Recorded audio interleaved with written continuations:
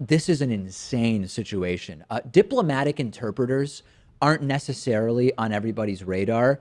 One of the most notable moments involving an interpreter for what an American president was saying was the fake sign language interpreter at Nelson Mandela's memorial, Temsanka Janji. I don't know if you remember that name.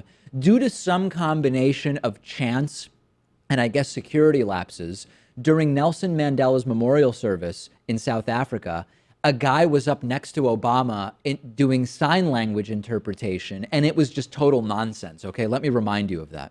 Mandela and Grasa Machel and the children and the grandchildren, and eventually we'll start to hear the tributes. We'll hear from the family members. We'll hear from President Zuma, President Obama. A huge cheer went up when the Chinese vice president came in. I believe it's the vice president who's here representing China. And let's not forget, incredibly, the Chinese have invested so much in Africa, South Africa. All across Africa. Oh, it's just unbelievable. Everywhere. And they've practically taken over, if not taken over, U.S.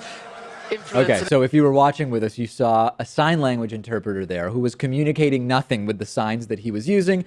Amazing story in and of itself, one of my favorite stories.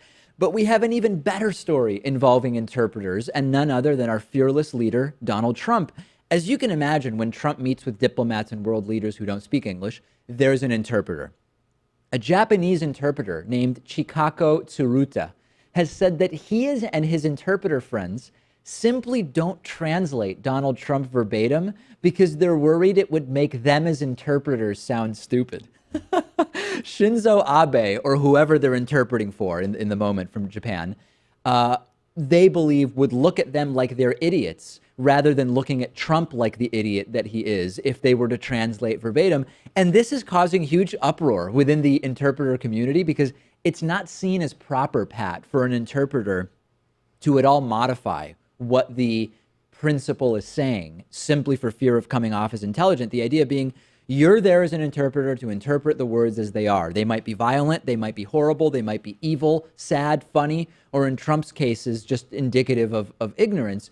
This is what we call a unique problem of the Trump era. Well, part of this is because there are so many Trumpisms that you couldn't possibly translate, like big league, for example. Right. But then, I mean, just this week he said, you know what uranium is, right? It's this thing called nuclear weapons and other things. Right. No one's going to sign their name off on a translation of that.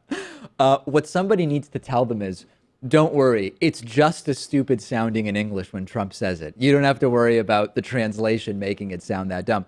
What's clear is that when political shows end up talking about diplomatic interpreters for one reason or another, it's usually endlessly funny. And that is, of course, what is going on here with, imagine having that job. Just imagine being in that position right now.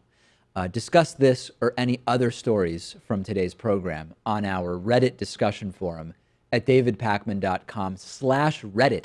That is spelled Reddit. Today's episode of The David Pakman Show is made possible in part by Warby Parker eyeglasses. Warby Parker recently did the right thing and ditched advertising on right-wing conspiracy website Breitbart, pulling their ads off. And you can get the free 5-day home try-on from Warby Parker. Check out their glasses. I use them when I'm not wearing contact lenses. I started with the free at-home trial. They send you 5 pairs of glasses. You see which ones you like, you send them back, and whichever one you pick, they will put your prescription into. I like this because I can actually show the glasses to other people and not have to just decide on the spot like in an eyeglass store.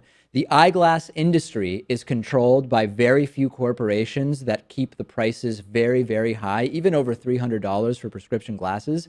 With Warby Parker, they start at just $95. Mine costs that, including lenses. And for every pair sold, they give a pair to someone in need. So to try the 5 pairs and support the David Pakman Show, go to warbyparkertrial.com/TDPS.